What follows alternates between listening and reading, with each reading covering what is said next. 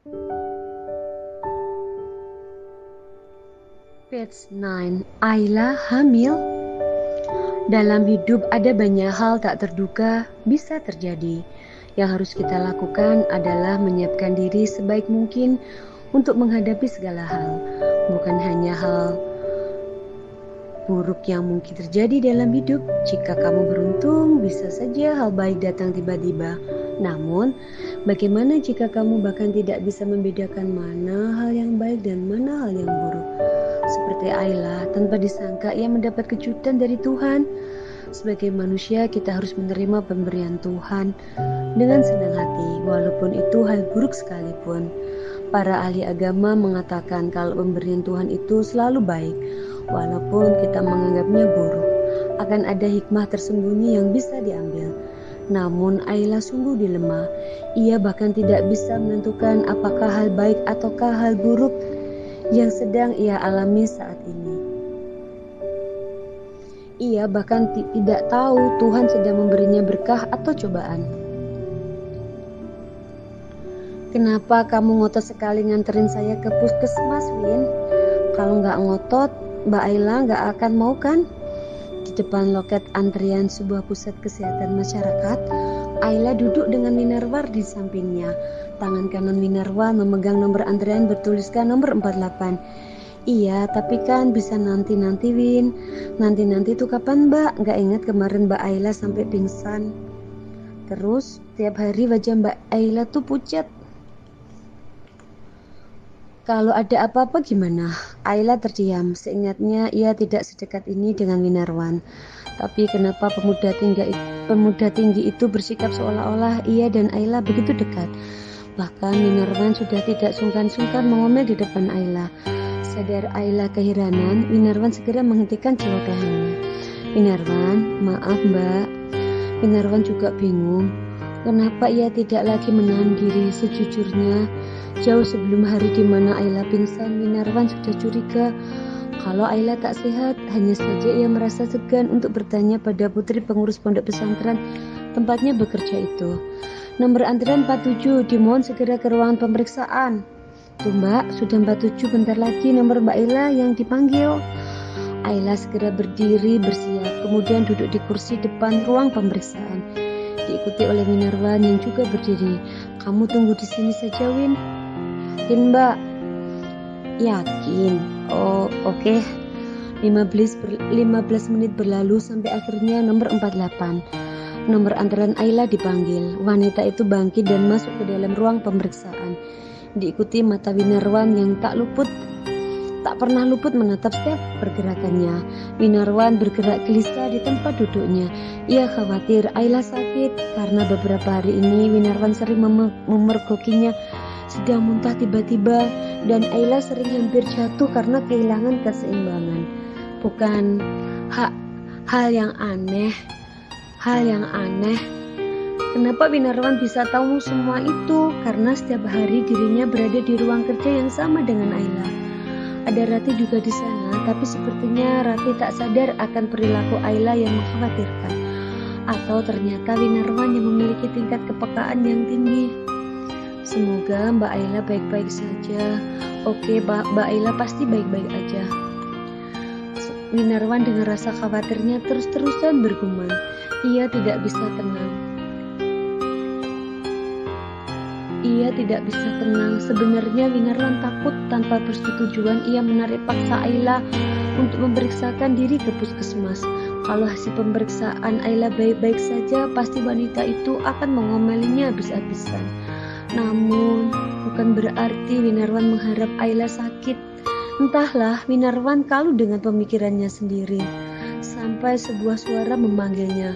Mas Winarwan, silakan masuk. Panggil seorang petugas kesehatan padanya. Saya Bu, iya mari masuk Mas. Ia tak paham tapi kakinya tetap melangkah ke dalam ruang pemeriksaan. Di mana di dalam sana ada Ayla yang duduk sendirian. Di depannya di atas meja ada berbagai kertas dengan tulisan-tulisan yang Winarwan tak paham maksudnya. Mas silakan duduk di sini di sebelah istrinya. Istri.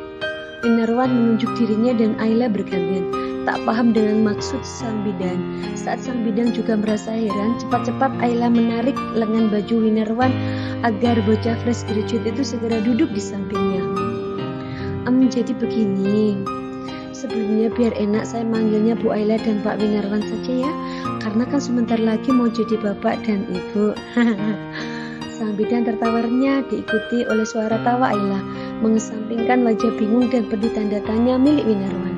Sesekali ia menoleh ke arah Ayla minta penjelasan, namun wanita itu menyuruhnya diam dengan wajah garang seolah berkata, "Nurut aja, nanti saya jelaskan." Winarwan mengangguk ngeri, kemudian beralih menatap sang bidan yang masih tertawarnya. "Hahaha, iya Bu Bidan, bagus." Walaupun tak paham permasalahan, Winarwan mencoba situasi. "Jadi gini Pak Winarwan, sebelumnya apa Bapak pernah melihat Bu Ayla mual-mual dan muntah?" "Pernah Bu, sering. Bahkan dalam satu hari Ayla sering bisa muntah 3 kali." Kali ini Winarwan jujur bukan sandiwara. Ia memang sering melihat Ayla tiba-tiba pergi ke kamar mandi dan muntah. Ayla sendiri kaget melihat bagaimana Winarwan begitu paham soal dirinya. "Bu Ayla, lihat kan suami ibu saja paham loh berapa kali Bu Ayla muntah." "Iya Bu, berarti ibu harus lebih perhatian ke dirinya sendiri ya Bu.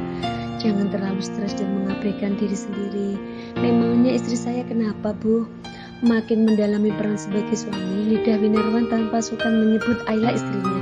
"Bapak tidak perlu khawatir. Sebenarnya ini kabar baik. Istri Bapak sedang hamil 4 bulan." 4 bulan? Persis reaksi Ayla juga kaget seperti Winarwan tadi saat diberitahu bahwa dirinya tengah mengandung 4 bulan. "Betul Pak, sedikit disayangkan karena Bapak dan Ibu terlambat mengetahuinya. Dan dalam kasusnya Bu Ayla, kehamilan 4 bulan ini tidak terdeteksi karena Bu Ayla mengalami stres dan tidak peka terhadap tanda-tanda yang diberikan tubuhnya, seperti mual, muntah, kelelahan, dan yang lainnya. Tapi saya lega tadi Pak Winarwan paham soal seberapa sering Ibu Ayla muntah-muntah dan lain-lain. Kedepannya tolong dijaga baik-baik ya Bu." "Pak, iya Bu." Kaget luar biasa dirasa oleh Winarwan. Setaunya Ayla ini single alias tidak punya suami. Bagaimana mungkin bisa hamil 4 bulan? Sempat beberapa detik pikiran buruk memasuki kepalanya, namun cepat-cepat ia bantah. Win tahu Ayla itu wanita baik-baik dan pintar, jadi tidak mungkin segala pikiran buruknya tentang Ayla adalah benar. Ini hasil pemeriksaannya dan saya mau kasih resep untuk Bu Ayla agar bayinya kuat, dan yang paling penting ya Bu, pesan saya tolong jangan mikir terlalu berat, jangan capek-capek. Ini kehamilan 4 bulan dan baru ketahuan. Jadi ibu dan bapak harus memberikan perhatian lebih ke bayi yang ada di kandungan ibu. Gitu ya Bu. Semoga ibu dan bayinya sehat-sehat selalu. Ini resepnya bisa ditunggu di luar. Sehat-sehat terus ya Bu. Terima kasih.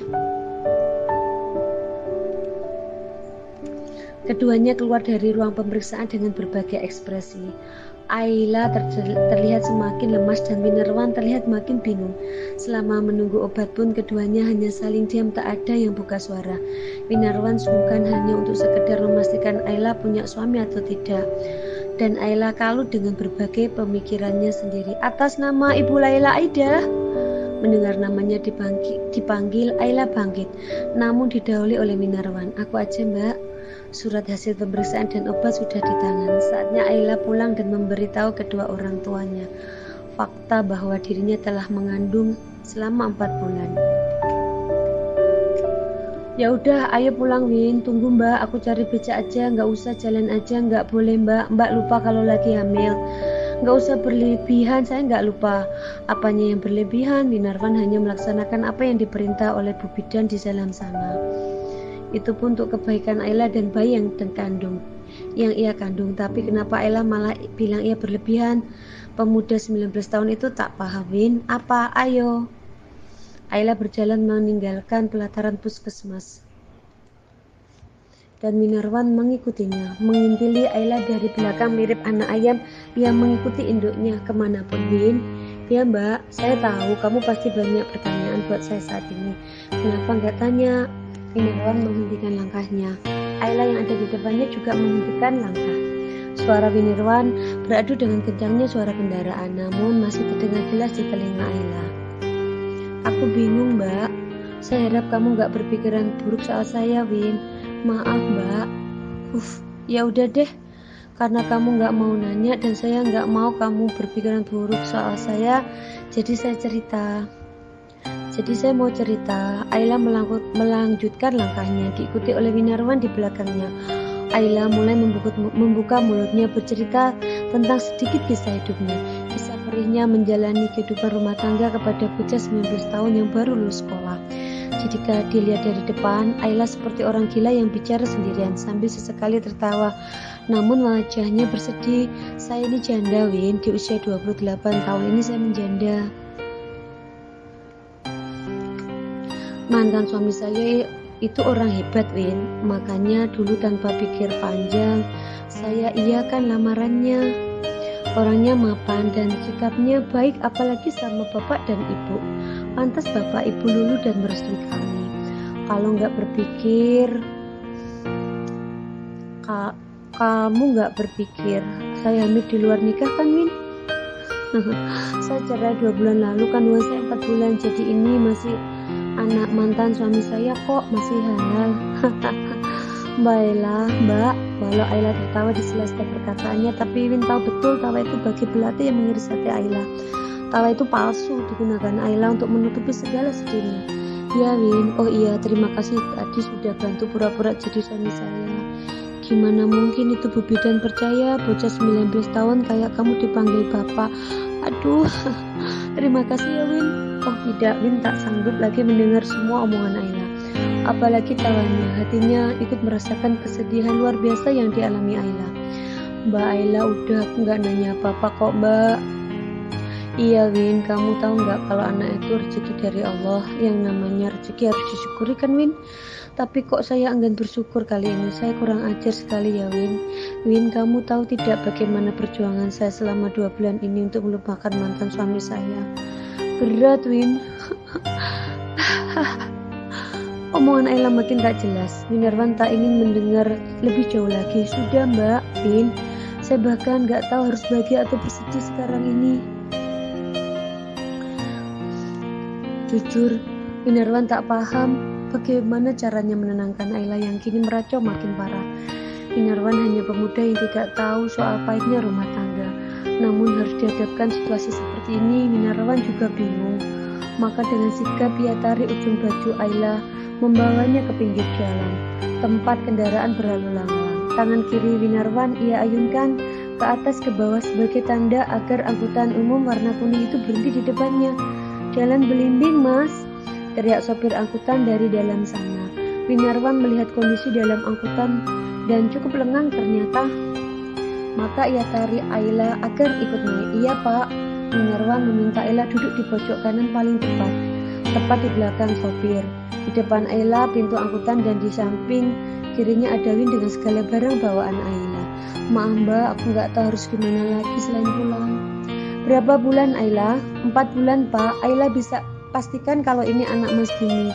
Lagi-lagi Ayla harus menunduk di depan orang tuanya, menyembunyikan wajahnya karena sungguh Ayla tidak tahu harus berekspresi seperti apa. Kamu tahu bukan itu masalahnya Nduk, Bapak dan Ibu juga tahu kalau itu anak Bumi. Yang mau Bapak tanyakan itu keputusanmu. Keputusan Ayla sudah bulat Pak. Ayla nggak akan bilang atau apapun ke Mas Bumi. Ayla sanggup kok membesarkan dia sendirian. Ibu dan Rate yang ada di ruangan ikut terkejut dengan keputusan Ayla. Sang ibu sama sekali tak menyangka kalau putrinya akan mengambil keputusan yang keliru seperti itu. Memberitahu Bumi perihal kehamilan Ayla menurut beliau bukan hal yang salah. Namun Ayla seolah tak ingin berhubungan lagi dengan Bumi. Jangan keras kepala. Ayla tidak keras kepala, diberitahu pun percuma Pak. Mas Bumi tidak akan peduli soal anak ini. Kamu bahkan belum mencoba Ayla. Ayla tahu betul orang macam apa Bumi itu. Bayangan perlakuan kasar Bumi padanya beberapa bulan lalu kembali muncul di ingatan Ayla. Bayangan wajah congkak si wanita yang dibawa Bumi pulang ke rumah juga masih sangat jelas Ayla ingat. Keduanya tanpa tahu malu mengiris hati Ayla, meninggalkan luka yang Ayla sendiri belum bisa menyembuhkannya. Mungkin selama ini Ayla terlihat baik-baik saja, namun siapa tahu isi hati seorang manusia. Maka kali ini tekad Ayla bulat, ia tak akan menghubungi Bumi bahkan untuk sekedar bertukar kabar. Ia tidak sudi. Maaf ya Pak, lagi-lagi kita harus berselisih.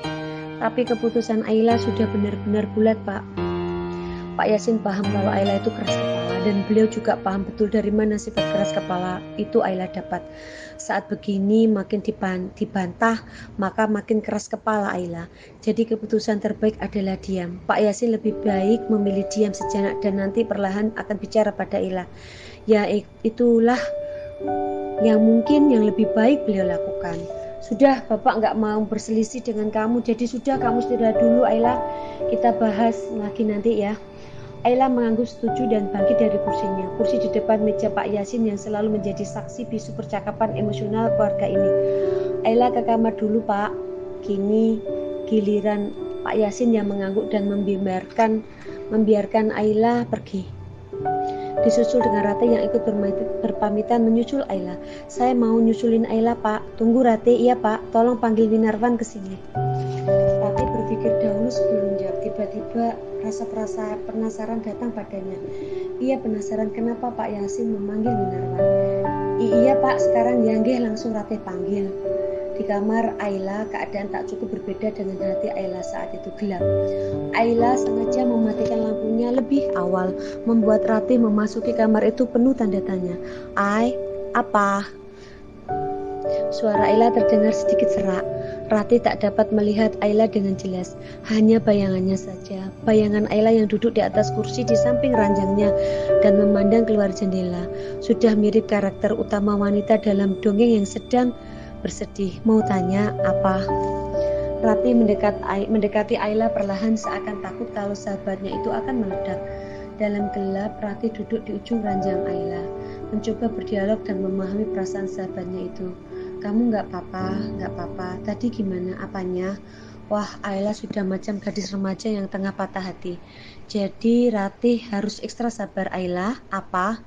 Sudah stok kesabaran Rati. Wanita itu bangkit dan memukul pundak Ayla cukup keras hingga membuat sahabatnya itu tersungkur ke depan. Sumpah ya Ay, kalau ada masalah itu diomongin yang jelas. Sadar Ayla, sadar, kita udah bukan anak remaja lagi. Kamu sekarang lagi hamil, mau jadi ibu.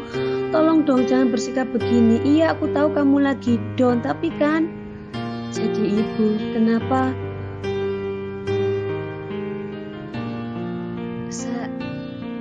Sarannya aneh saat rapih mengucapnya. Sahabat kecilnya yang tak pernah kenal takut itu akan jadi ibu. Bagaimana bisa Ayla akan jadi ibu yang punya bayi kecil yang harus ia jaga? Bagaimana bisa Ayla akan bertanggung jawab merawat bayi kecilnya? Bagaimana bisa sahabat kecilnya itu menjalani hidupnya dengan bayi kecil tanpa kehadiran sosok suami di sisinya? Hati Rati ngilu. Dalam hati ia menyumpahi dirinya sendiri. Betapa bodohnya Rati mengatakan hal yang begitu kejam untuk Ayla yang tengah rapuh. Isakan lembut mulai keluar dari bibir Ayla.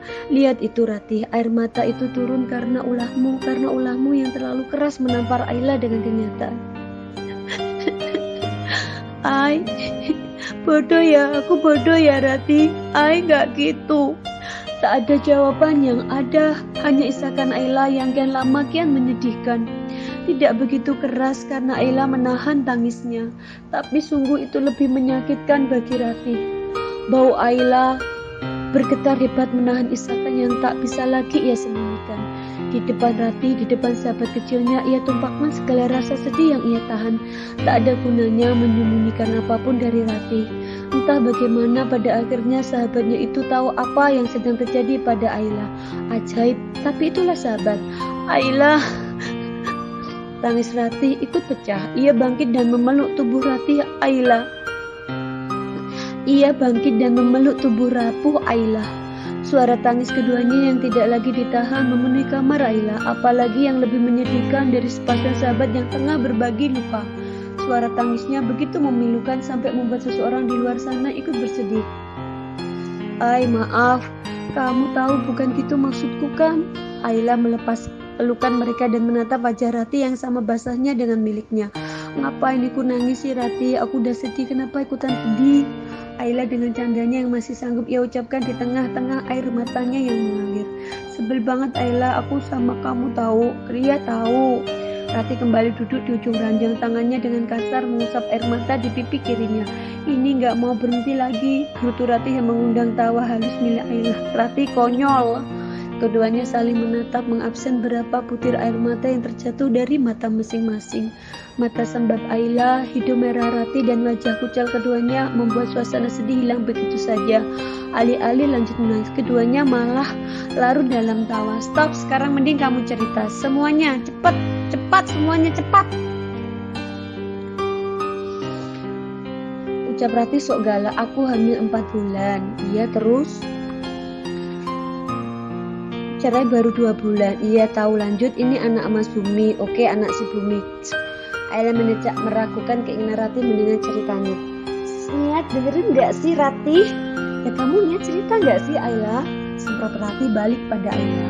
Kemudian ia bangkit mengambil sebuah bantal untuk ia peluk. Sewaktu-waktu jika Ayla kembali menyebalkan, bisa langsung Rati pukul dengan bantal. Kacau, jadi gini, kalau kamu hamil anak Bumi 4 bulan, terus masalahnya kamu gak mau ngasih tahu Bumi soal kehamilan kamu gitu. Iya, garis besarnya kayak gitu. Kenapa? Aku yakin Mas Bumi gak bakal peduli. Lagi pula kayaknya gak akan ada yang berubah walaupun Mas Bumi tahu. Aku akan tetap seperti ini, kami akan tetap seperti ini, aku akan tetap membesarkan anakku sendiri. Kayaknya bener kata Bapak, Ay, kamu bahkan belum nyoba. Dan Bumi kan bapaknya, dia berak tahu Ay. Enggak Rati, Mas Bumi udah bener-bener buruk di mataku. Aku bahkan gak bisa membayangkan kalau aku harus ketemu lagi sama Mas Bumi. Kamu tahu Rati, walau gak ketemu terkadang aku keinget Mas Bumi dan aku marah. Marah banget, aku gak terima diriku diperlakukan dengan begitu gak adilnya oleh Mas Bumi. Dengan Mas Bumi terang-terangan mesra-mesraan dengan wanita itu di depanku, rasanya Mas Bumi sama sekali tidak menghargai aku Rati. Aku sudah gak mau lagi lihat Mas Bumi, rasanya sesak Rati. Dalam kegelapan sekalipun Rati tahu betul bahwa bagaimana kecewanya raut Ayla saat menceritakan soal Bumi. Aku gak sanggup Rati kalau diminta untuk ketemu Mas Bumi. Ay, aku boleh nawarin saran? Ya, Ayla menantikan saran apa yang akan diberikan oleh Rati. Kamu bilang kamu gak mau ketemu Bumi dan tidak ada yang berubah walaupun Bumi tahu. Dan kamu paham kan gimana maksud Bapak Ibu? Beliau pengen setidaknya Bumi itu tahu kalau dia punya anak dari kamu. Jadi Ayla, aku bilang kalau misalnya ada salah satu dari kami yang memberitahu Bumi soal anak ini gimana? Ayla diam, tampak berpikir mencari alasan sebenarnya kenapa ia enggan memberitahu Bumi perihal kehamilannya. Benarkah karena ia tak mau bertemu Bumi lagi, atau karena ia memang tak ingin Bumi tahu tentang anaknya, anak mereka? Maksud aku gini loh Ay, kami hanya ingin Bumi tahu karena dia berhak kan, dia bapaknya. Nah tapi kamu gak mau ketemu Bumi kan? Jadi biar kami saja yang kasih tahu, dan seperti yang kamu bilang sepertinya gak ada yang bakal berubah. Jadi gak ada salahnya kan dengan kami ngasih tahu Bumi. Kami yang ngasih tahu kau, bukan kamu gitu. Gimana Rati? Panggil Ayla ragu. Sebenarnya ia mulai goyah dan tertarik pada saran Rati. Iya gimana? Kalau aku setuju apa bapak sama ibu bakal seneng? Katet. Rati bersorak dalam hati. Wanita ini akan selalu lemah jika menyangkut bapak dan ibunya. Sungguh Ayla tak ingin menyakiti hati kedua orang luar biasa yang ia hormati. Pasti Ay. Rati mengangguk yakin. Tapi tolong, bisa kamu pastikan satu hal? Apa Ayla? Tolong pastikan kalau emang tidak akan ada yang berubah walau Mas Bumi tahu.